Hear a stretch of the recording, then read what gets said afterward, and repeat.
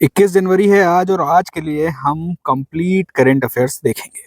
तो 21 जनवरी के लिए हमारे पास एक तो एडिटोरियल है और कुछ इंपॉर्टेंट न्यूज़ हैं। एडिटोरियल में हम देखेंगे कि यूएई के यूनाइटेड अरब अमीरात के जो राष्ट्रपति हैं मोहम्मद बिन जायद अल नहियान, वो भारत की यात्रा पर आए थे। सिर्फ 2 घंटे की यात्रा थी, लेकिन प्रधानमंत्री से बहुत ज़्यादा इंपॉर्टेंट बातें हुई हैं। और इसको लेकर न सिर्फ भारत की, न सिर्फ मीडिया की, बल्कि कुछ साउथ एशियन कंट्रीज़ की और मिडिल ईस्ट में जो कंट्रीज़ हैं उनकी भी इस पर नज़र है। देखेंगे कि इसमें क्या-क्या बातें हुई हैं। हालाँकि अभी पूरी डिटेल्स या बहुत ज़्यादा विस्तार से बातें सामने नहीं आई हैं, लेकिन फिर भी देखेंगे कि ये दौरा क्यों इम्पोर्टेंट था, ये मीटिंग क्यों इम्पोर्टेंट थी और दोनों देशों के बीच में क्या-क्या बातचीत हुई है, क्या-क्या बातें तय हुई हैं।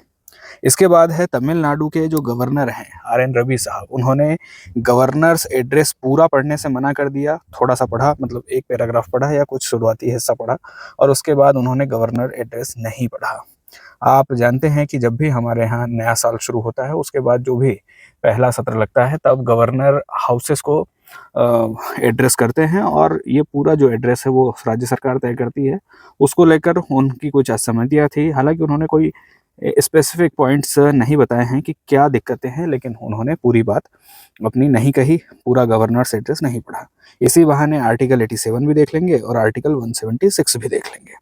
इसके बाद पढ़ेंगे डार्विन्स बार्क स्पाइडर के बारे में। इस स्पाइडर का जो जाला है, जो रेशम है इसका, उसे अभी तक का सबसे मजबूत बायोलॉजिकल मटेरियल माना जा रहा है और इसके बारे में भी देखेंगे। और इसके बाद हम देखेंगे कि रीयूजेबल रॉकेट्स को लेकर क्या बात हो रही है। रीयूजेबल रॉकेट्स जो हैं हमारे यहाँ लॉन्च व्हीकल्स हैं, क्योंकि स्पेस सेक्टर का, लॉन्च सेक्टर का बहुत ज़्यादा विस्तार हो रहा है। काफ़ी बड़े पैमाने पर लॉन्चेस हो रहे हैं, सैटेलाइट को उनके ऑर्बिट्स में रखा जा रहा है। अलग-अलग देश अपने-अपने सैटेलाइट भेज रहे हैं और अलग-अलग देशों को भारत यानी इसरो अपनी सर्विसेज भी प्रोवाइड करता है कमर्शियली तौर पर। तो उसके लिए हमें रीयूजेबल रॉकेट की ज़रूरत है, रीयूजेबल लॉन्च व्हीकल की ज़रूरत है और इसको लेकर क्या बातें हो रही हैं और क्यों ज़रूरी है रीयूजेबल रॉकेट, तो उसको भी देखेंगे। इसमें क्या कमियाँ हैं, मतलब इसमें क्या चैलेंजेस है और इसकी ज़रूरत क्यों है, सारी बातों को हम डिटेल से यहाँ पर देखेंगे। तो शुरू से शुरू करते हैं। बात है कि जो गल्फ़ कंट्री है यूएई, यूनाइटेड अरब अमीरात, उसके प्रेसिडेंट और अबू धाबी के रूलर। कौन हैं अबू धाबी के रूलर? मोहम्मद बिन जायद अल नहियान, शेख मोहम्मद बिन जायद अल नहियान दिल्ली में थे मंडे को और उनकी यात्रा हुई, लगभग सिर्फ 2 घंटे की यात्रा थी और 2 घंटे की यात्रा में उन्होंने भारत के प्रधानमंत्री नरेंद्र मोदी से काफ़ी विस्तार से कुछ चीज़ों को लेकर बात की है और इस मीटिंग को बहुत ज़्यादा इम्पोर्टेंट माना जा रहा है। यहाँ पर जो बातें तय हुई है, उन्हें बहुत फार रीचिंग आउटकम्स के साथ देखा जा रहा है। आने वाले समय में दोनों देशों के लिए फ़ायदा होगा और जैसे-जैसे हम देख रहे हैं कि राजनीति बदल रही है, जैसे-जैसे इंटरनेशनल रिलेशंस बदल रहे हैं, जैसे-जैसे शक्ति समीकरण बदल रहे हैं, वैसे-वैसे अलग-अलग देश अपने-अपने समीकरण, अपने-अपने गुट, अपने-अपने संधियाँ कर रहे हैं, अपने-अपने फ्री ट्रेड एग्रीमेंट्स कर रहे हैं। तो इस बात को लेकर, इन सभी बातों को लेकर दोनों देशों के राष्ट्राध्यक्षों में, राष्ट्रपति मोहम्मद बिन जायद अल नहियान और प्रधानमंत्री नरेंद्र मोदी के बीच में विस्तार से बातें हुई हैं। यूएई हमारे लिए इसलिए इम्पोर्टेंट है क्योंकि यूएई भारत का, एक तो भारत से पड़ोस में ही है, अगर हम देखें अरब सागर है, उसके बाद यूएई है, तो पास की कंट्री है, ऊपर से गल्फ रीजन में है। गल्फ रीजन हमारे लिए अपना एनर्जी सिक्योरिटी के लिए बहुत ज़्यादा इम्पोर्टेंट है। ऊपर से यूएई के साथ भारत के बहुत घनिष्ठ, बहुत ज़्यादा गहरे व्यापारिक संबंध हैं। आंकड़ों के हिसाब से देखें तो यूएई भारत का 3rd लार्जेस्ट ट्रेडिंग पार्टनर है। भारत के जो सबसे बड़े व्यापारिक साझेदार देश हैं, जैसे पहले है चाइना, फिर है यूनाइटेड स्टेट्स ऑफ अमेरिका और उसके बाद है यूएई। तो तीसरा सबसे बड़ा व्यापारिक साझेदार है भारत का यूएई। उसके बाद हम देखें, सेकंड बिगेस्ट एक्सपोर्ट डेस्टिनेशन है। हम सबसे ज़्यादा कहीं पर एक्सपोर्ट करते हैं तो वो है यूनाइटेड स्टेट्स ऑफ अमेरिका, उसके बाद है United Arab emirate. United Arab अमीरात जो है हमारा दूसरा सबसे बड़ा एक्सपोर्ट डेस्टिनेशन है। हम बड़े पैमाने पर यहाँ पर एक्सपोर्ट करते हैं और आप जानते हैं कि किसी भी देश के लिए एक्सपोर्ट कितना ज़रूरी है। अगर एक्सपोर्ट नहीं होगा तो हमारी विदेशी मुद्राओं के मामले में, हमारा जो विदेशी मुद्रा भंडार है उसमें कमी होगी, हमारे लिए बैलेंस ऑफ पेमेंट्स के लिए दिक्कतें हो जाएंगी। हमें अगर विदेशी मुद्रा चाहिए, एक्सपोर्ट करना ज़रूरी है और एक्सपोर्ट करके जो हमें विदेशी मुद्रा मिलती है उसका यूज़ हम इम्पोर्ट करने के लिए करते हैं।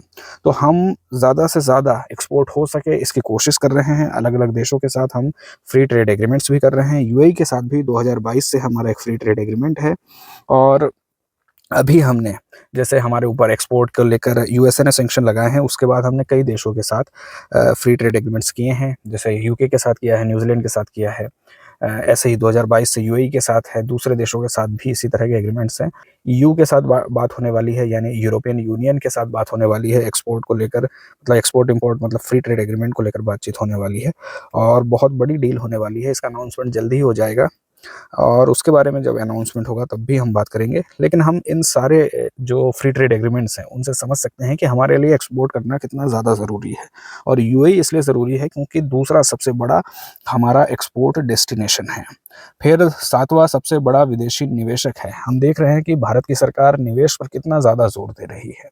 निवेश हमारे देश में बहुत ज़्यादा ज़रूरी है। निवेश जब भारत में आता है तो निवेश के साथ टेक्नोलॉजी आती है, इंफ्रास्ट्रक्चर आता है और रोज़गार क्रिएट होता है। फिर हमारे यहाँ मैन्युफैक्चरिंग होती है, यहाँ से एक्सपोर्ट बढ़ता है और भारत सरकार को टैक्स मिलता है, भारत के लोगों को रोज़गार मिलता है। तो निवेश बहुत ज़्यादा ज़रूरी है किसी भी अर्थव्यवस्था के लिए, आगे बढ़ने के लिए, अर्थव्यवस्था को वैश्विक स्तर पर अपनी पहचान बनाने के लिए, आर्थिक समृद्धि के लिए, तकनीकी समृद्धि के लिए। तो यहाँ पर इन सभी बातों के लिए यूएई हमारे लिए बहुत ज़्यादा इम्पोर्टेंट देश है। Third largest trading partner, second biggest export destination and seventh biggest foreign investor. साथ ही दोनों देशों के बीच में एक बायलैटरल ट्रेड एग्रीमेंट भी है। तो ये है इम्पोर्टेंस हमारे लिए यूएई का। और यूएई के इम्पोर्टेंस के साथ अभी जो डील हुई है, अभी जो मुलाकात हुई है, उसमें भी इकोनॉमिक पार्टनरशिप को लेकर काफ़ी ज़्यादा बातें हुई हैं। और इन बातों में एक तो है हमारे लिए सबसे पहली बात कि अभी जितना व्यापार हो रहा है उसे डबल करना है, दुगना करना है और इस व्यापार को बढ़ाना है हमें लगभग 200 बिलियन डॉलर तक। उसके बाद एलएनजी को लेकर एक डील हुई है और यूएई भारत में इन्वेस्ट करेगा, गुजरात में इन्वेस्ट करेगा, इसको लेकर भी बातचीत हुई है। तो ये रही व्यापारिक बातें और एक्सपर्ट कह रहे हैं कि ये जो बातें हैं सिर्फ दिखाने की हैं। मतलब दिखाने के दांत कुछ और हैं और खाने के दांत कुछ और हैं, क्योंकि यहाँ पर जो इन्वेस्टमेंट की बात है, जो ट्रेड की बात है, ये बातें राष्ट्राध्यक्ष को बीच में चलते फिरते हो जाती है। लेकिन आप अर्जेंसी में, इतनी जल्दी में, सिर्फ 2 घंटे की मीटिंग में यूएई के राष्ट्रपति भारत आए और बातचीत हुई और इसके पीछे की सबसे बड़ी वजह बताई जा रही है और सबसे बड़ी बात जो इस पूरी मीटिंग से, इस पूरी यात्रा से निकल कर आई है, वो है स्ट्रेटेजिक डिफेंस पार्टनरशिप को लेकर। दोनों देशों ने एक रणनीतिक रक्षा साझेदारी को लेकर एक रूपरेखा, एक एग्रीमेंट को लेकर बात की है और बताया जा रहा है कि दोनों देश रक्षा क्षेत्र में संबंध बढ़ाने पर विचार कर रहे हैं और इसको लेकर कोशिशें आगे जारी होंगी। कहा जा रहा है कि यूएई भारत से एक ऐसा समझौता करना चाहता है जो जो ट्रेडिशनल डिफेंस पार्टनरशिप होती है उससे आगे बढ़कर हो, उससे भी ज़्यादा इंटेंस हो, उससे भी ज़्यादा कमिटेड हो। यूएई चाहता है कि भारत उसके साथ, जैसे नेटो का एग्रीमेंट है कि जो आर्टिकल 5 है नेटो का, उसमें कहा गया है कि एक देश के ऊपर हमला सभी देशों के ऊपर हमला माना जाएगा, वैसे ही यूएई भी भारत के साथ समझौता करना चाहता है। हालांकि घोषित तौर पर, हालांकि खुलकर इस तरह की बातें नहीं कही हैं, लेकिन एक्सपर्ट इस तरह का अंदाजा लगा रहे हैं कि यूएई भारत के साथ इस तरह का समझौता करना चाहता है। हालांकि भारत इस तरह के समझौते करता नहीं है, अभी तक इस तरह के समझौते किए नहीं हैं। और भारत हालांकि डिफेंस के सेक्टर में काफ़ी अच्छा काम किया है, काफ़ी ज़्यादा डेवलपमेंट्स हुए हैं। भारत के पास हर तरह के उपकरण हैं, मिसाइल्स हैं, टैंक हैं और ड्रोन्स भी डेवलप किए हैं। ऊपर से हमारे पास बहुत सारे सैटेलाइट हैं जो इस काम के लिए काम आ सकते हैं। तो यूएई की भारत मदद कर सकता है, लेकिन इस तरह का समझौता भारत ने अभी तक नहीं किया है और शायद हो भी नहीं पाएगा। लेकिन यूएई चाहता है। और यूएई क्यों चाहता है? यूएई चाहता है क्योंकि सऊदी अरेबिया ने पाकिस्तान के साथ इस तरह का एक समझौता कर लिया है। बात है सितंबर 2025 की। सितंबर 2025 में यूएई ने पाकिस्तान के साथ इस तरह का समझौता किया था और इसीलिए इस घटनाक्रम के ऊपर, भारत और यूएई की मीटिंग के ऊपर सऊदी अरेबिया की और पाकिस्तान की बहुत ज़्यादा गहरी नज़र, पैनी नज़र बनी हुई है। यूएई का सऊदी अरेबिया के साथ उतना अच्छा संबंध अब नहीं रह गया है। पहले मोहम्मद बिन जायद अल नहयान और ये मोहम्मद बिन सलमान के बीच काफ़ी अच्छे संबंध थे, लेकिन फ़िलहाल कुछ सालों से संबंध बिगड़े हुए हैं। दोनों देश आपस में कहीं ना कहीं प्रतिस्पर्धा में हैं और तनाव लगातार बढ़ता जा रहा है दोनों देशों के बीच। जहां 2014 में यमन में दोनों देश मिलकर हुती विद्रोहियों से लड़ रहे थे, वहीं अब दोनों देश यमन में ही आपस में लड़ रहे हैं। एक तरफ यमन की सरकार है जिसके पीछे सऊदी अरेबिया है और दूसरी तरफ सदर्न ट्रांजिशनल काउंसिल है, जिसका वो कहीं न कहीं यूएई का समर्थन है और यूएई उसे सपोर्ट देता है, यूएई उसे हथियार देता है। इस तरह के आरोप लगाए जा रहे हैं और अभी कुछ दिनों पहले हुआ था कि यमन के मुकल्ला पोर्ट के ऊपर एक शिप अनलोड हो रही थी और सऊदी अरेबिया ने यहाँ पर उस शिप के ऊपर अटैक किया और कहा जा रहा था, अ, कथित तौर पर यह कहा जा रहा था कि इस शिप से हथियार अनलोड हो रहे थे और यूएई यमन को अनस्टेबल करने की कोशिश कर रहा है। तो इस तरह के आरोप लगाए गए थे। न सिर्फ यमन में बल्कि दोनों देश आपस में सूडान में भी लड़ रहे हैं, क्योंकि सूडान में भी गृह युद्ध चल रहा है। दो फोर्सेस हैं, दोनों फोर्सेस सूडान की हैं, दोनों फोर्सेस आपस में लड़ रही हैं रिसोर्सेस के लिए, देश पर कंट्रोल के लिए, सरकार बनाने के लिए। और उनके पीछे भी एक तरफ यूएई खड़ा हुआ है और दूसरी तरफ सऊदी अरेबिया खड़ा हुआ है। तो यमन में भी और सूडान में भी सऊदी अरेबिया और यूएई के बीच में प्रॉक्सी वॉर चल रहे हैं, गृह युद्ध चल रहा है। हम कहें कि कोल्ड वॉर चल रहा है दोनों देशों के बीच में। इन देशों के गृह युद्ध में दोनों देश एक एक पार्टीज को सपोर्ट कर रहे हैं और दोनों देश आपस में कहीं ना कहीं संघर्ष कर रहे हैं।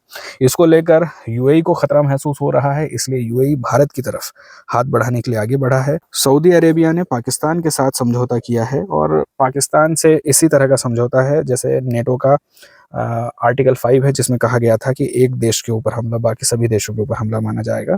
तो सऊदी अरेबिया ने पाकिस्तान के साथ इस तरह का समझौता किया है। इसमें तुर्की भी शामिल है, बातचीत में शामिल है और हो सकता है कि इसमें शामिल हो जाए। और इस गठबंधन को यहाँ पर नेटो, मुस्लिम नेटो कहा जा रहा है। नेटो की तर्ज पर एक मुस्लिम नेटो कहा जा रहा है, क्योंकि इसमें भी उसी तरह की संधि है जैसे नेटो में थी। अब सऊदी अरब पाकिस्तान से इस तरह का समझौता क्यों कर रहा है, जबकि हमने देखा था, जब हमने पेट्रो डॉलर वाला मामला देखा था कि पेट्रो डॉलर व्यवस्था किस तरह से चलती है। समझौता है कि सऊदी अरेबिया अपना जो पूरा तेल का व्यापार है वो डॉलर में करेगा, दूसरी तरफ यूएसए सऊदी अरेबिया की रक्षा करेगा।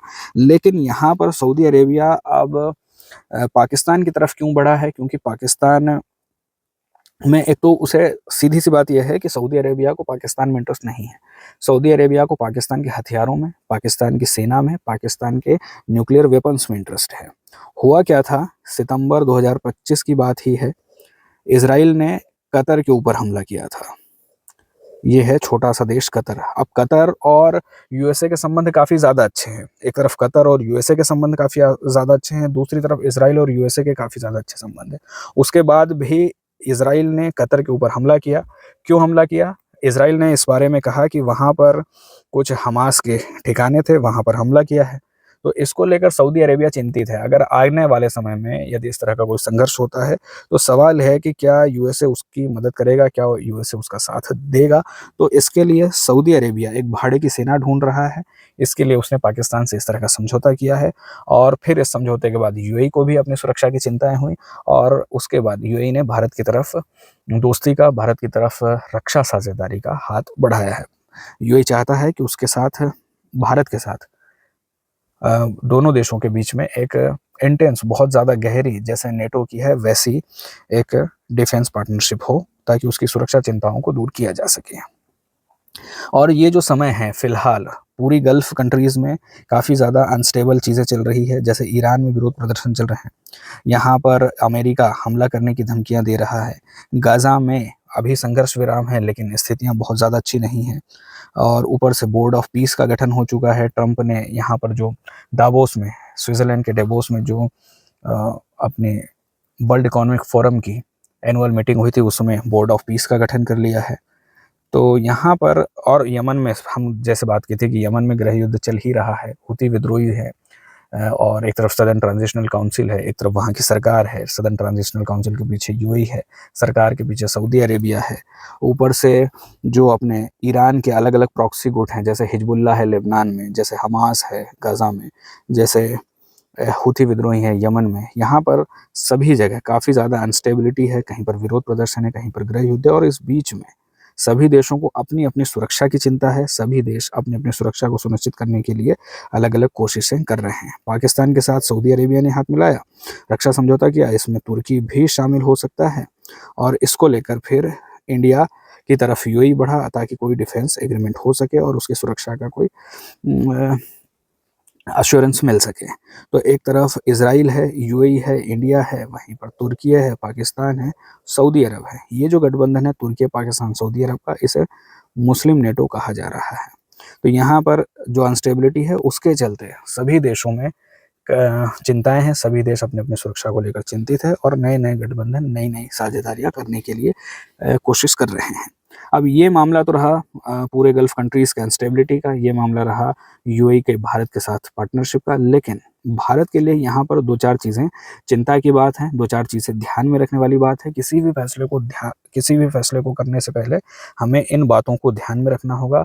अगर हमने इन बातों को ध्यान में नहीं रखा तो भारत को और भारतीयों को भी नुकसान हो सकता है। जिसमें सबसे पहली बात तो ये है कि जितनी भी गल्फ कंट्रीज हैं सब मिला के लगभग 1 करोड़ भारतीय यहाँ पर रहते हैं।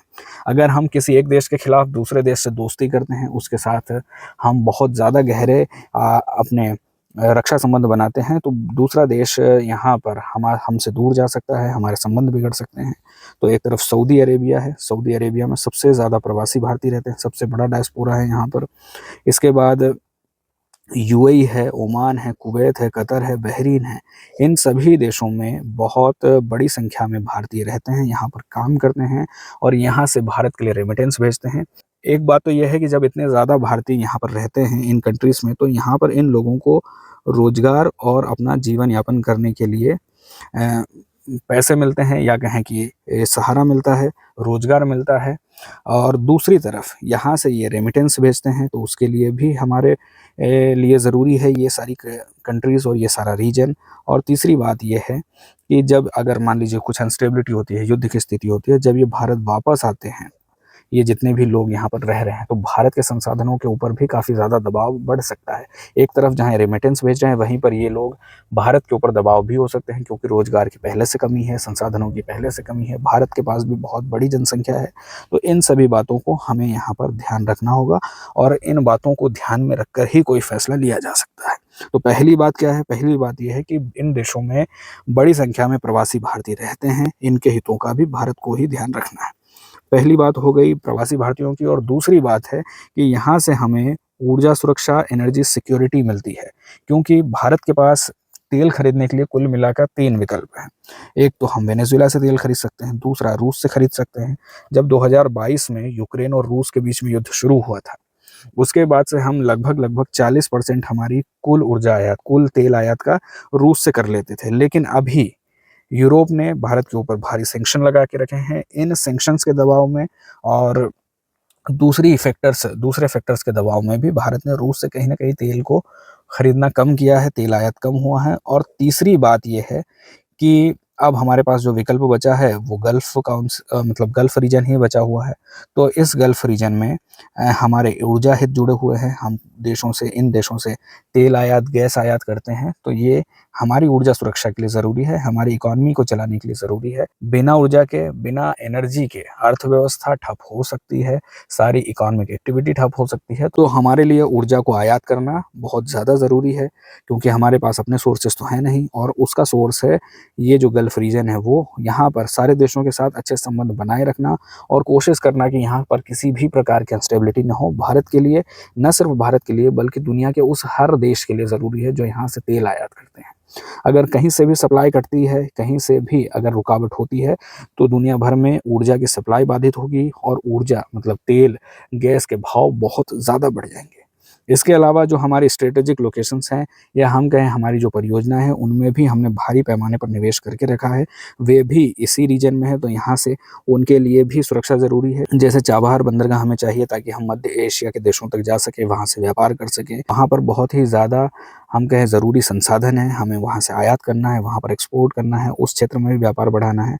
अफ़गानिस्तान में हमारे बहुत सारे प्रोजेक्ट हैं, वहाँ पर हमारे लोग काम करते हैं, तो वहाँ तक जाने के लिए भी हमें एक रास्ता चाहिए। और पाकिस्तान भारत से सीधे हमें अफ़गानिस्तान जाने नहीं देता है, इसलिए हमें चाबहार पोर्ट से होकर पाकिस्तान को बाईपास करते हुए अफ़गानिस्तान जाना पड़ता है। तो अफ़गानिस्तान जाने के लिए, मध्य एशिया तक की कंट्रीज़ को जाने के लिए हमें चाबहार बंदरगाह चाहिए, चाबहार बंदरगाह ज़रूरी है।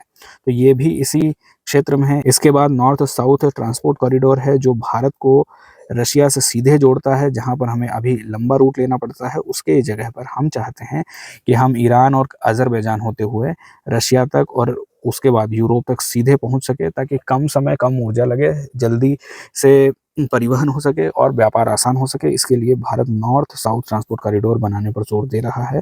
लेकिन यहाँ पर ईरान से व्यापार करने पर या ईरान से संबंध रखने पर हमारे ऊपर सैंक्शन लगे हुए हैं। अज़रबैजान भी कहीं न कहीं उसी ओर झुका हुआ नज़र आता है। और फिर हमारे हित अगर इन देशों में हमें साधने हैं, तो इस देश में स्टेबिलिटी ज़रूरी है। इस क्षेत्र के सभी देशों के साथ अच्छे संबंध बनाए रखना ज़रूरी है। इसके बाद है India, middle east, Europe corridor. ये जो कॉरिडोर है वो भी यूरोप को और भारत को सीधे तौर पर जोड़ता है। इसके लिए यूएई भी ज़रूरी है, इसके लिए सऊदी अरेबिया भी ज़रूरी है, इसके लिए इज़राइल भी ज़रूरी है। तो यहाँ पर इन सभी देशों के संबंध अच्छे हों, ये भी भारत के हित में है, और भारत का इन सभी देशों के साथ संबंध अच्छा हो, ये भी भारत के लिए ज़रूरी है।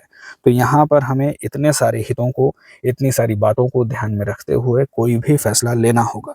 भारतीय डायस्पोरा का ध्यान रखना होगा, हमें हमारी एनर्जी सिक्योरिटी को ध्यान में रखना होगा, हमें हमारे आर्थिक हितों को ध्यान में रखना होगा, हमें हमारे स्ट्रेटेजिक लोकेशंस को और प्रोजेक्ट्स को भी ध्यान में रखना होगा। तब जाकर हम कहीं कोई एक सही फैसला ले सकते हैं। और यहीं पर डिप्लोमेटिक स्किल्स की, डिप्लोमेटिक दबाव की बात आती है कि हमें इस स्थिति में किस तरह के फैसले लेने होंगे। हमारी सरकार के सामने भी इन स्थितियों में बहुत सारे चैलेंजेस हैं। अलग-अलग फ्रंट पर भारत सरकार को बहुत सारे चैलेंजेस मिल रहे हैं, तो उन्हें भी ध्यान में रखना और इन बातों को ध्यान में रखते हुए कोई फैसला हमें करना होगा। तो कहानी यह है कि मोहम्मद बिन जायद अल नाहियान, जो कि यूएई के राष्ट्रपति हैं, जो कि अबू धाबी के शासक हैं, भारत की यात्रा पर आए हुए थे। 2 घंटे की यात्रा थी। प्रधानमंत्री नरेंद्र मोदी से काफ़ी ज़्यादा इम्पोर्टेंट बातें हुई हैं। यूएई भारत के लिए इसलिए ज़रूरी है क्योंकि दोनों देशों के बीच में गहरे आर्थिक संबंध है। भारत के लिए यूएई तीसरा सबसे बड़ा ट्रेडिंग पार्टनर है, सेकंड लार्जेस्ट एक्सपोर्ट डेस्टिनेशन है और 7th लार्जेस्ट फॉरेन इन्वेस्टर है। तो भारत और यूएई के संबंध कितने ज़्यादा मजबूत हैं, हम इन आंकड़ों में देख सकते हैं। इसके अलावा अभी जो बात हुई है उसमें हुई है दोनों देशों के बीच में व्यापार को बहुत ज़्यादा बढ़ाना है, डबल करना है, सीधी-सी बात है।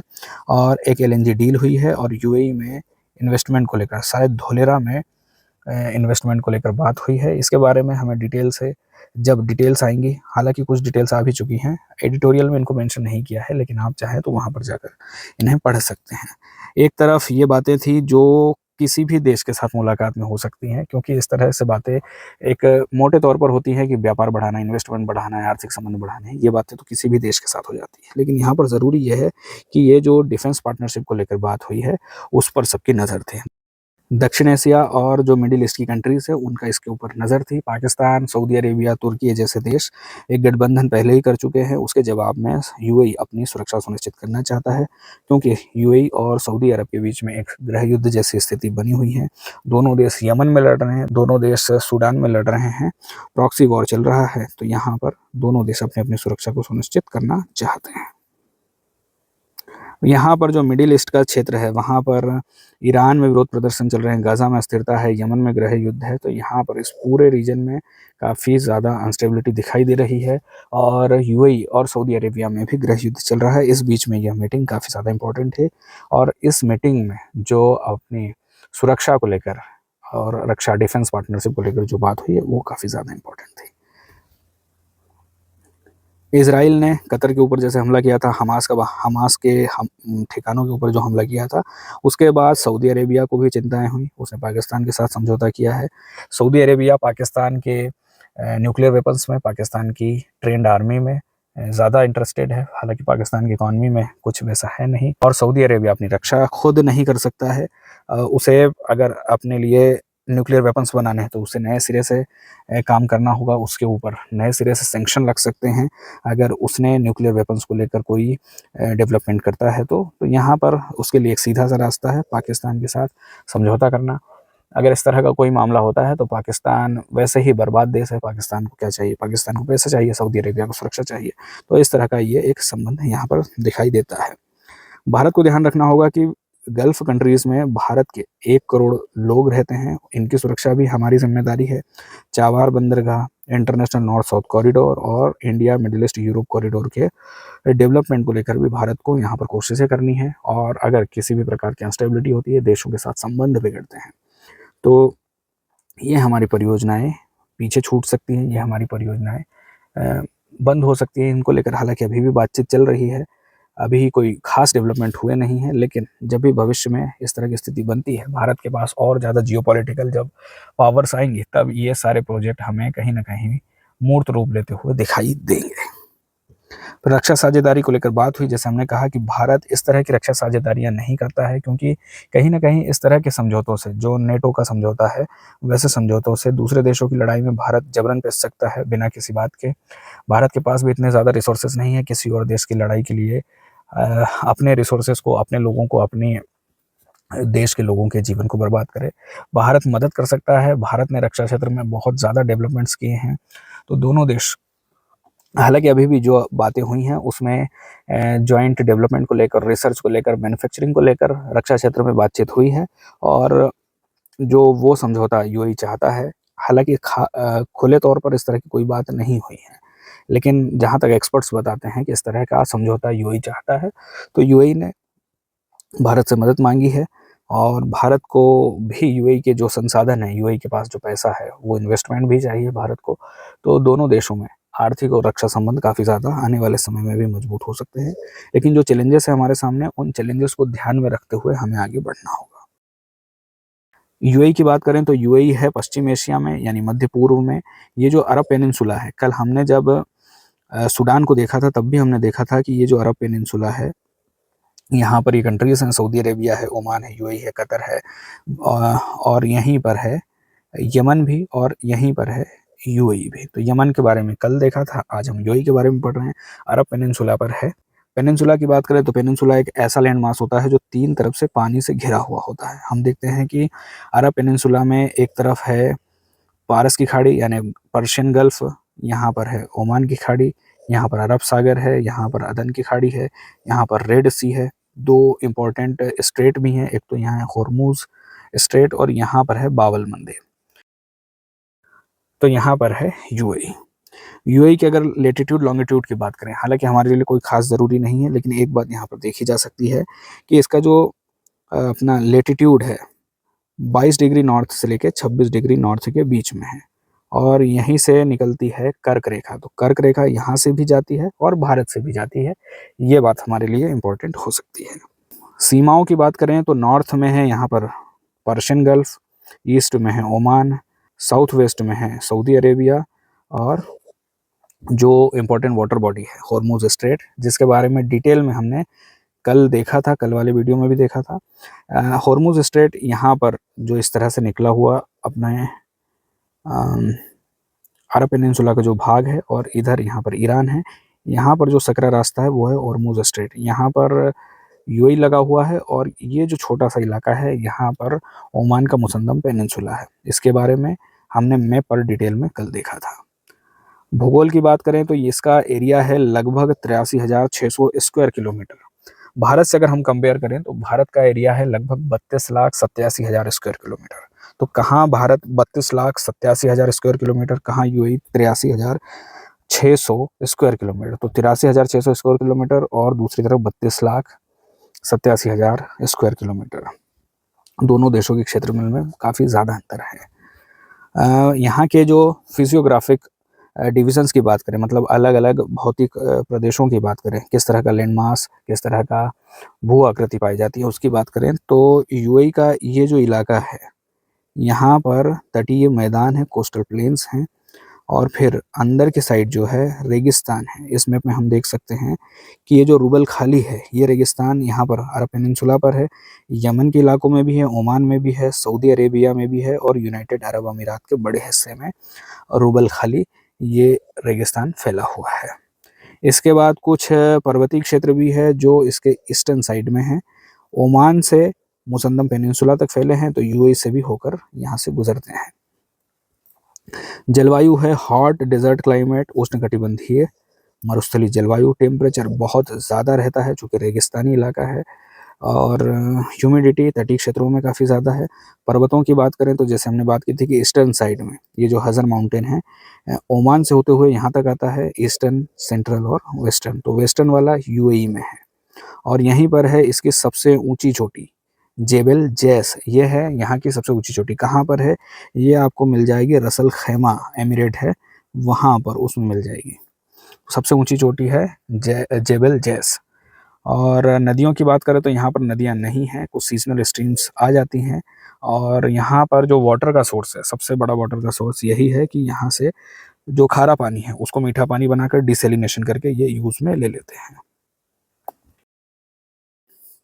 इसके बाद शासन व्यवस्था की बात करें तो देश का नाम है संयुक्त अरब अमीरात। संयुक्त अरब अमीरात कई छोटे छोटे राजतंत्र हैं, उनका एक संघ है।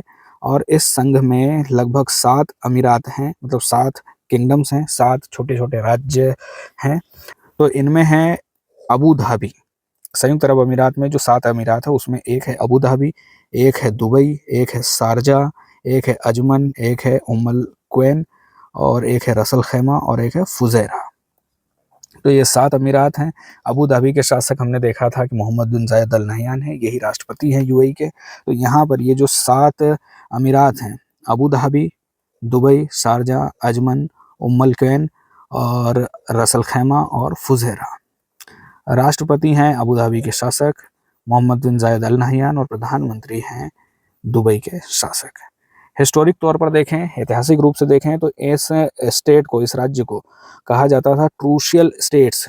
छोटे छोटे राज्य थे, इन सभी को मिलाकर क्रूशियल स्टेट्स कहा जाता था।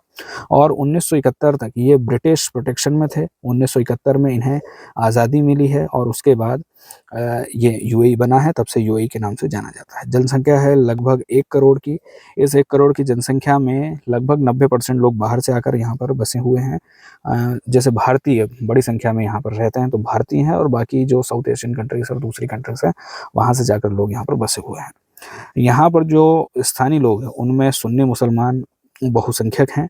अरबी भाषा यहाँ की आधिकारिक भाषा है। अर्थव्यवस्था की बात करें तो काफ़ी हाई इनकम वाली कंट्री है, क्योंकि जो पूरी अर्थव्यवस्था है पहले तो तेल पर निर्भर थी, तेल का फ़ायदा मिला।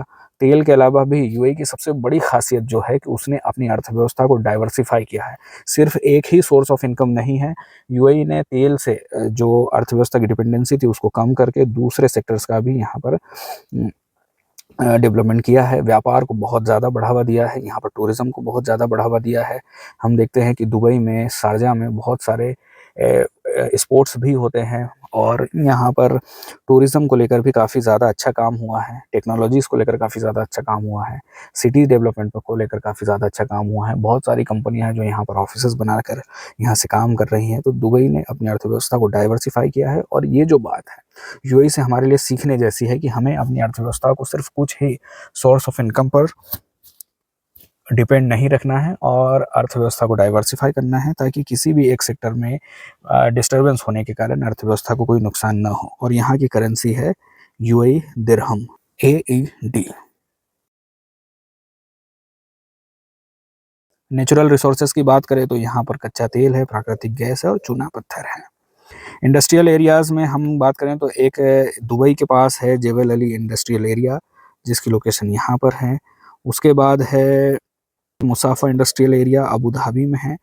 फिर अपना ये खलीफा इंडस्ट्रियल जोन, और फिर हैं शारजा इंडस्ट्रियल जोन और रसल खैमा इंडस्ट्रियल जोन। तो ये सारे इंडस्ट्रियल जोन इस तरह के, इसने व्यापारिक और औद्योगिक क्षेत्रों का डेवलपमेंट किया है, पोर्ट्स का डेवलपमेंट किया है। इंपॉर्टेंट पोर्ट्स में देखें तो जेबल अली जो पोर्ट है मध्य पूर्व का सबसे बड़ा पोर्ट है, और जिसकी लोकेशन यहाँ पर है दुबई वाले एमिरेट में। और उसके बाद है अबू धाबी में पोर्ट खलीफा।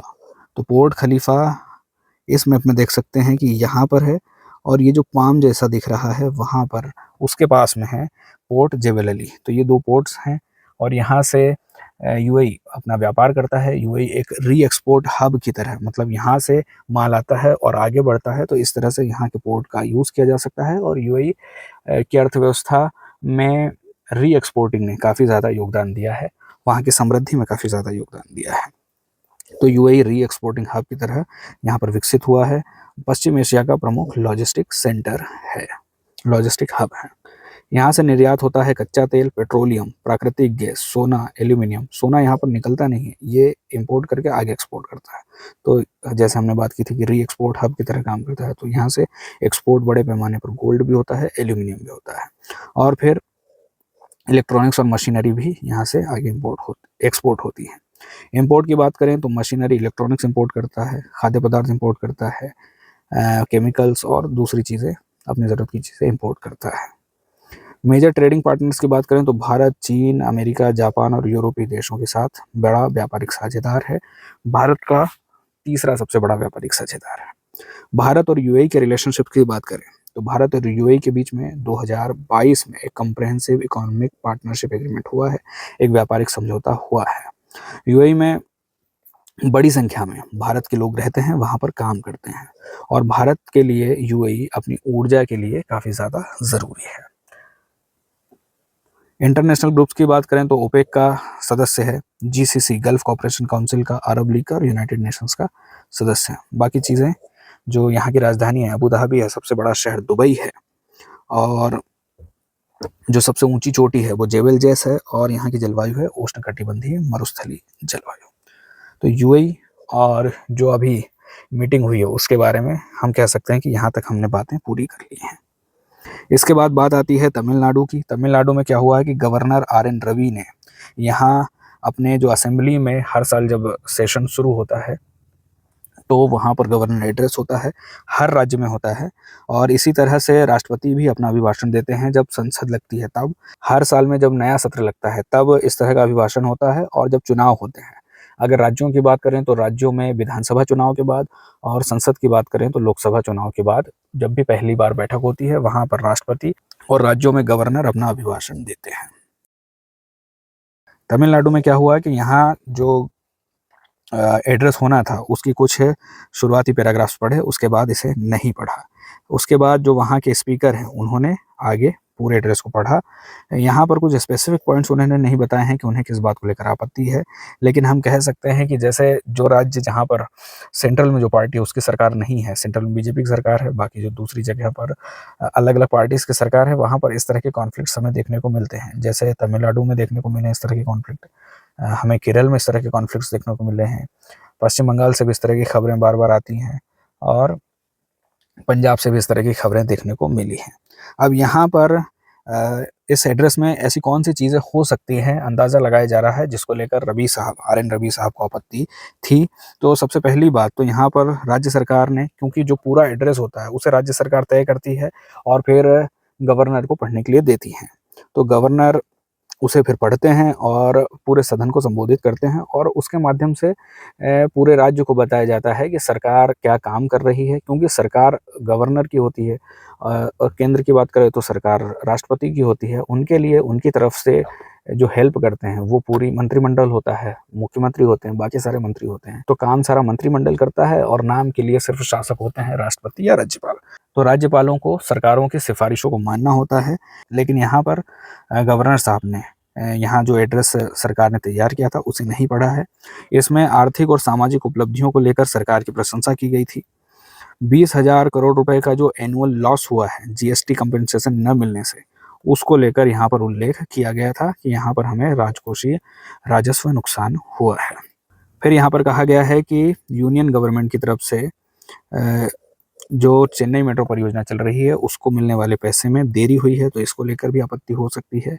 फिर डिज़ास्टर मैनेजमेंट के लिए राहत राशि बढ़ाने को भी यहाँ पर मांग की गई थी और यह भी कहा गया था कि हमारे देश में यूनिटी इन डाइवर्सिटी खतरे में है और ये भी लिखा हुआ था कि सिटीजनशिप अमेंडमेंट एक्ट तमिलनाडु में लागू नहीं होगा। तो इन सभी बातों को लेकर असहमतियाँ हो सकती हैं।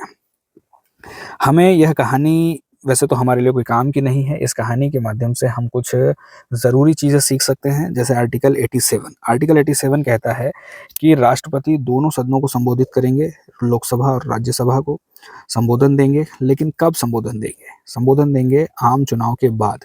जब भी लोकसभा का चुनाव होगा, जैसे हम देखते हैं कि हमारे यहाँ लोकसभा का चुनाव मई जून में होता है, उसके बाद सरकार बनती है और फिर जब पहला सत्र लगता है तो वहाँ पर भी राष्ट्रपति संबोधित करेंगे और उसके बाद जब जनवरी के बाद जो पहला सत्र लगता है, जैसे हम देखते हैं कि हर साल जब शुरुआत होती है तो बजट सत्र आता है, तो बजट सत्र में भी राष्ट्रपति दोनों सदनों को संबोधित करेंगे। तो हर आम चुनाव के बाद और हर साल का जो पहला सत्र होता है उसमें राष्ट्रपति दोनों सदनों को संबोधित करेंगे। ये आर्टिकल 87 में लिखा हुआ है। फिर यहाँ पर क्या बताया जाता है, यहाँ पर बताया जाता है कि सरकार क्या काम करने वाली है, उसकी क्या पॉलिसीज़ होने वाली है, कार्यक्रम क्या होंगे और प्रायोरिटीज़ क्या हैं। इन सारी बातों को डिटेल में इस एड्रेस के माध्यम से संसद को और इस एड्रेस के माध्यम से देश को बताया जाता है। पूरा जो एड्रेस है सरकार तैयार करती है, राष्ट्रपति सिर्फ पढ़ता है और फिर जब राष्ट्रपति अपना अभिभाषण दे चुके होते हैं, उसके बाद धन्यवाद प्रस्ताव दिया जाता है। सदन में जो नेता होते हैं, जैसे मान लीजिए प्रधानमंत्री है तो प्रधानमंत्री की तरफ से या उनकी जगह पर कोई भी धन्यवाद प्रस्ताव देते हैं, राष्ट्रपति को धन्यवाद करते हैं कि आपने देश को अपनी नीतियों से अवगत कराया। क्योंकि जैसे हमने बात की कि आधिकारिक तौर पर, ऑफिशियल तौर पर जो सरकार होती है वो राष्ट्रपति की होती है। फिर संसद में संवाद होता है और इस तरह की एक औपचारिकता मात्र ये रस्म होती है। यहाँ पर हमें ध्यान क्या रखना है कि राष्ट्रपति दोनों सदनों को संबोधित करेंगे, ये लिखा हुआ है 87 में, लेकिन राष्ट्रपति के पास ये अधिकार होगा कि वो सत्रों को संबोधित करेंगे, ये लिखा है 86 में। तो 87 और 86 में ये जो डिफरेंस है, हमें इसको ध्यान में रखना है। इसके बाद आता है 176। 176 में आप 87 लीजिए, उसमें राष्ट्रपति की जगह लिख दीजिए राज्यपाल, लोकसभा की जगह विधानसभा, राज्यसभा की जगह विधान परिषद और बाकी पूरी की पूरी बातें वही हैं, सारी की सारी। राज्यपाल जो राज्य का विधानमंडल उसको एड्रेस करेगा, कब करेगा? आम चुनाव के बाद पहले सत्र में, जब नया साल होगा उसके बाद से जो पहला सत्र होगा उसमें, और संबोधन करेंगे दोनों सदनों को संयुक्त तौर पर। नीतियाँ, योजनाएं, कार्यक्रमों के बारे में बताएंगे। पूरा जो अभिभाषण है वो राज्य का मंत्रिपरिषद तैयार करता है और राज्यपाल उसे पढ़ देते हैं। धन्यवाद प्रस्ताव यहाँ पर भी होता है, चर्चा होती है और यहाँ पर ये जो बात लिखी है 176 में लिखी हुई है और जो अधिकार वाली बात है 175 में है। जैसे वहाँ पर 87 और 86 है, यहाँ पर 176 और 175 है, बाकी दोनों में कोई अंतर नहीं है। इसके बाद न्यूज़ है फीमेल डार्विन्स बार्क स्पाइडर को लेकर। अब ये जो स्पाइडर है, ये जो जाला बनाती है, देखा गया कि एक मकड़ी का जाला है जो एक नदी के किनारे से, एक किनारे से दूसरे किनारे तक फैला हुआ है, काफ़ी ज़्यादा मजबूत है। और इस तरह के जब जालों पर इस तरह की जब रिसर्च की गई, क्योंकि ये जो डार्विन्स बार्क स्पाइडर है ये मेडागास्कर की स्थानिक है, मेडागास्कर की एंडेमिक है। कहा जा रहा है कि इसके बनाए जालों की जो टेंसाइल स्ट्रेंथ है वो है 1.6 गीगा पास्कल। तो इतने ज़्यादा मजबूत होते हैं, स्टील से भी ज़्यादा टेंसाइल और लोहे से भी ज़्यादा टेंसाइल इसके ये जाले होते हैं। तो ये जाले बनाती है सिर्फ और सिर्फ फीमेल डार्विन्स बार्क स्पाइडर। और फीमेल डार्विन्स बार्क स्पाइडर ही इतने मजबूत जाले क्यों बनाती है? क्योंकि इसका एक बायोलॉजिकल कारण है और इसका एक इवोल्यूशनरी दबाव होता है इस तरह की मकड़ियों के ऊपर, क्योंकि ये नर मकड़ियों की तुलना में 3 से 5 गुना ज़्यादा बड़ी होती हैं।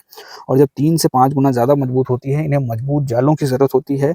क्योंकि जब हम देखते हैं कि मकड़ियाँ जाला बनाती है, अब हम देख रहे हैं जैसे नदी के ऊपर जाला बना है तो पानी के कारण, हवा के कारण जाले टूट सकते हैं और मकड़ियों का आकार बड़ा है तो इनके ऊपर दबाव होता है ज़्यादा मजबूत जाले बनाने का। तो ये जो बड़ी फीमेल स्पाइडर हैं ये मजबूत जाले बनाती हैं। हालांकि नर मकड़ियाँ भी जाले बनाती हैं, लेकिन जो फीमेल स्पाइडर है वो ज़्यादा मजबूत जाले बनाती हैं। अब इसे इसलिए मजबूत जाले बनाती हैं क्योंकि इन जालों में प्रोलाइन अमीनो एसिड पाया जाता है, इसके कारण इसकी मजबूती ज़्यादा होती है। हम देखते हैं कि जो मकड़ियाँ जाला बनाती है, क्योंकि मकड़ियाँ अपने शिकार को उस जाले में फंसाने के लिए, खाने की व्यवस्था करने के लिए, अपनी ऊर्जा और समय बचाने के लिए बड़े-बड़े जाले बनाती हैं। और जब भी इसमें कोई शिकार आकर फंसता है, पूरे जाले में कंपन होता है, पूरे जाले में वाइब्रेशन होता है और मकड़ी को पता चल जाता है कि कोई शिकार फंसा है और फिर कहीं पर जाए बिना अपने घर में आए शिकार को मकड़ियाँ आराम से खाती हैं और अपना जीवन चलाती हैं। तो इस तरह से मकड़ियाँ अपने भरण-पोषण के लिए जाले बनाती हैं और ये जो स्पाइडर है, चूँकि बड़ी स्पाइडर है, इसके लिए मजबूत जाला बनाना इसकी मजबूरी है। ये काम सिर्फ़ मादा मकड़ियाँ ही करती हैं।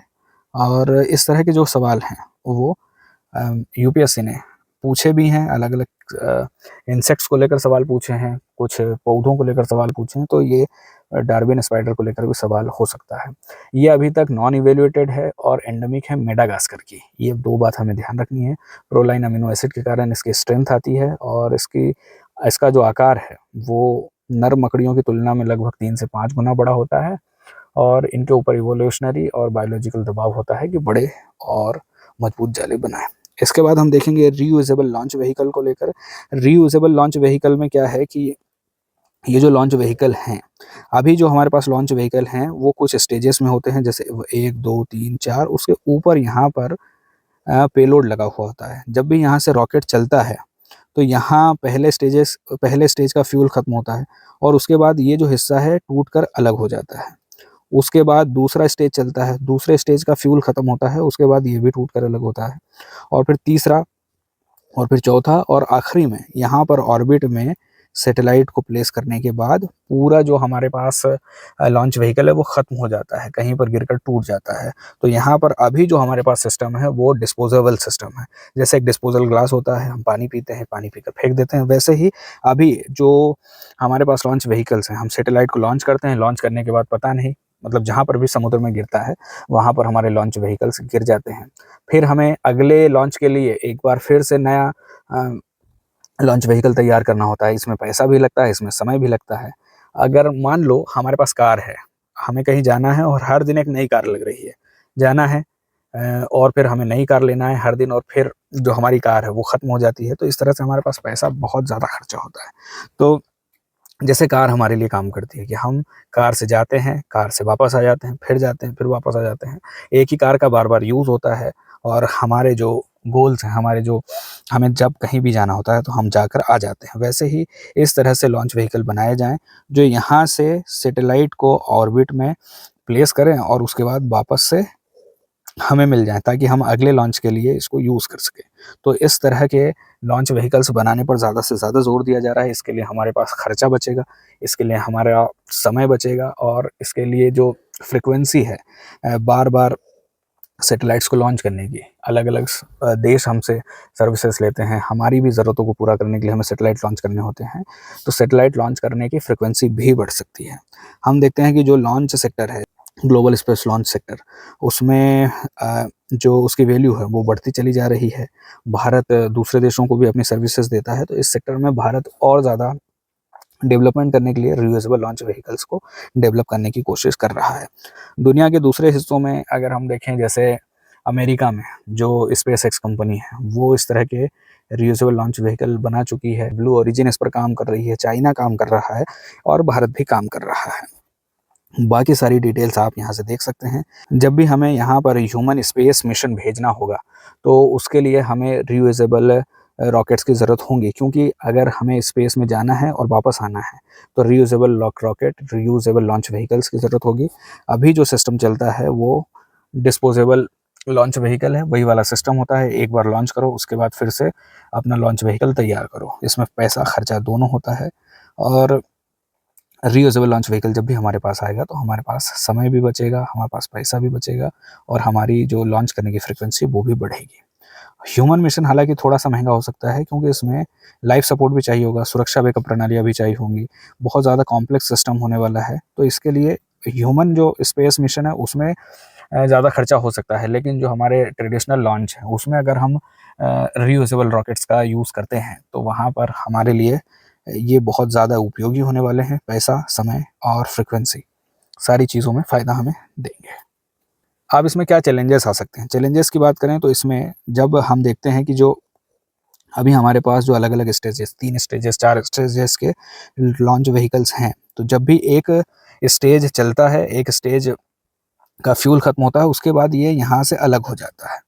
तो इस जो बचे हुए रॉकेट है, उसका वज़न कम हो जाता है, उसके लिए जो ऊर्जा है उसकी ज़रूरत कम हो जाती है। फिर दूसरा इसी तरह से अलग होता है और फिर हमारे लिए जो फ्यूल का वेट है वो कम हो जाता है। तो यहाँ पर अलग जो स्टेजेस होती चली जाती हैं, तो हमारे लिए यहाँ पर रॉकेट को लॉन्च करना और ज़्यादा आसान हो जाता है। लेकिन जब हमारे पास रीयूजेबल रॉकेट लॉन्चर होगा तो उसमें हमें जाने के लिए भी फ्यूल की ज़रूरत होगी, वापस आने के लिए भी फ्यूल की ज़रूरत होगी और जो हमारे पास जितने भी लॉन्च व्हीकल होते हैं, उनमें 90% से 95% तो वज़न सिर्फ़ और सिर्फ़ ईंधन का होता है, सिर्फ़ और सिर्फ़ फ्यूल का होता है और जो पेलोड्स होते हैं, उनका वज़न तो लगभग 4-5% होता है। तो ये जो 4-5% के लिए हम इतना ज़्यादा फ्यूल रखते हैं, तो यहाँ पर जब रीयूजेबल लॉन्च व्हीकल होगा, तो उसमें तो और ज़्यादा वज़न की ज़रूरत होगी, क्योंकि इसे जाना भी है और वापस भी आना है। तो यहाँ पर एक चैलेंज ये हो सकता है। बाकी यहाँ पर जैसे हमने बात की कि फ़ाल्कन 9 जो अपना स्पेस एक्स कंपनी है उसका है, वो काम कर रहा है। बाकी दूसरे देश भी इस पर काम कर रहे हैं, जैसे ब्लू ओरिजिन कंपनी काम कर रही है जो जेफ बेज़ोस की है और चाइना भी उसके लिए काम कर रहा है और इसरो भी इस पर काम कर रहा है। बाकी बातें आप यहाँ से डिटेल में देख सकते हैं।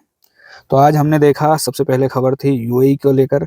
यूएई के जो राष्ट्रपति हैं मोहम्मद बिन जायद अल नहयान भारत की यात्रा पर आए थे। यात्रा सिर्फ 2 घंटे की रही, लेकिन काफ़ी ज़्यादा विस्तार से और काफ़ी ज़्यादा दूरगामी बातें हुई हैं।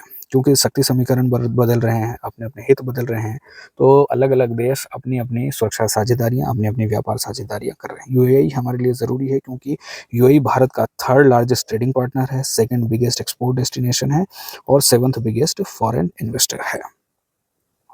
अभी जो इकोनॉमिक बातें हुई हैं, इकोनॉमी को लेकर जो भी बातें हुई हैं, उनमें है कि व्यापार को डबल करना है, एलएनजी को लेकर डील हुई है और यूएई भारत में इन्वेस्ट करेगा, इसको लेकर डील हुई है।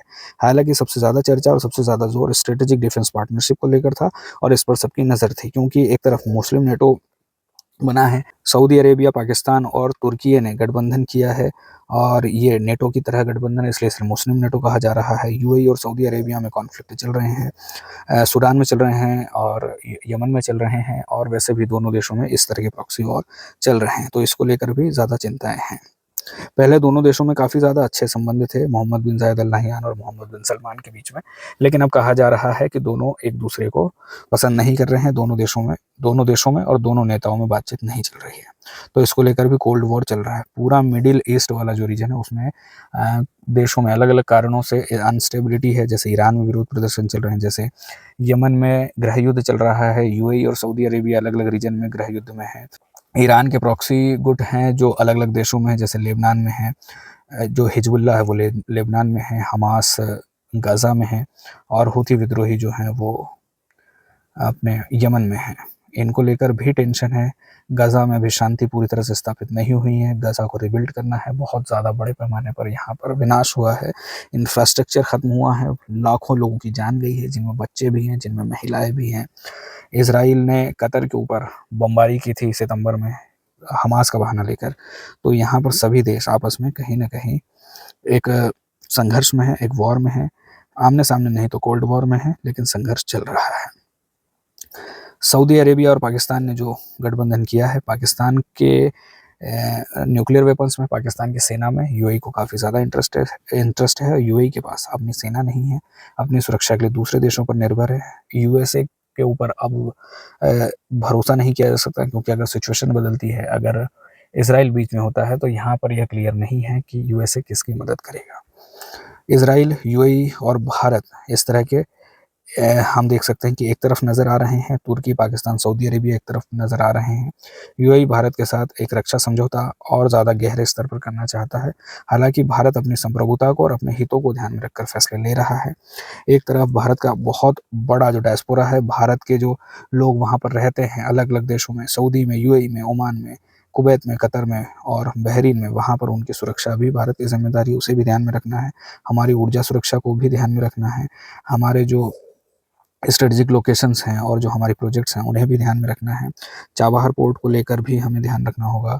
नॉर्थ साउथ ट्रांसपोर्ट कॉरिडोर को भी हमें ध्यान में रखना होगा और India middle east European corridor को भी हमें यहाँ पर ध्यान में रखना होगा, और इन सभी बातों को ध्यान में रखकर ही हम कोई फैसला ले सकते हैं। यूएई के बारे में आप यहाँ से डिटेल में सिर्फ फैक्ट्स हैं, फैक्ट्स कभी कभी किसी स्टेटमेंट्स में काम आ सकता है, तो यहाँ से आप इसे देख सकते हैं।